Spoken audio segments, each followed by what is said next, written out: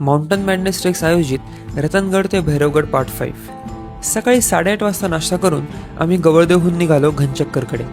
आपण गवळदेव डोंगराला वळसा मारून कारवीच्या वाटेनं थोडं खाली उतरतो। झाडी भरल्या टप्प्यानंतर आपण किनाऱ्यावरती येतो, जिथून आपल्याला समोर घनचक्कर डोंगर दिसतोय। उंचीवरून चालत आपण खिंडीत येतो।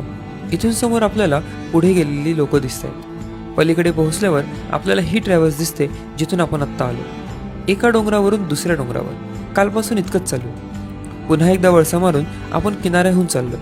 माझ्याकडचं पाणी काल संध्याकाळीच संपलं आणि आता सुद्धा 1-1.5 तासांच्या तांगडतोडीनंतर आपल्याला पाणी सापडलं। पाणी साफ नसल्यामुळे फक्त तोंड धुवून घेतलं। आमचे काही मित्र आधीच वरती पोहोचले, पण तिथे गेल्यावरती कळालं की आपल्याला अजून वरती जायचं। हा गवळदेव, जिथे आपण सकाळी सूर्योदय पाहिला, आणि हा घनचक्कर। इथे वरती पठारावर एक गुहा पण आहे। आता आपल्याला भगवा दिसू लागलाय। शेवटी 2 तासांच्या पायपिटीनंतर आपण पोहोचलोय घनचक्कर, आणि समोर आहेत गवळदेव, कात्राबाई, रतनगड आणि खाली झेपावलेला भंडारदरा। 10:30 वाजले आणि आपण चाललोय शिरपुंजीचा भैरवगडाकडे। ट्रेकमध्ये अशा मोकळ्या पठारावर चालायला मजा येते। सगळीकडे गवत असं सोनेरी तपकिरी झालंय आणि कुरुम कुरुम वाजतंय। असा मोकळा नजारा आपल्याला ऑफबीट ट्रेकलाच दिसतो, नाहीतर सगळीकडे नुसती गर्दी असते। निम्म्यात आल्यावर आम्ही थोडा ब्रेक घेतला।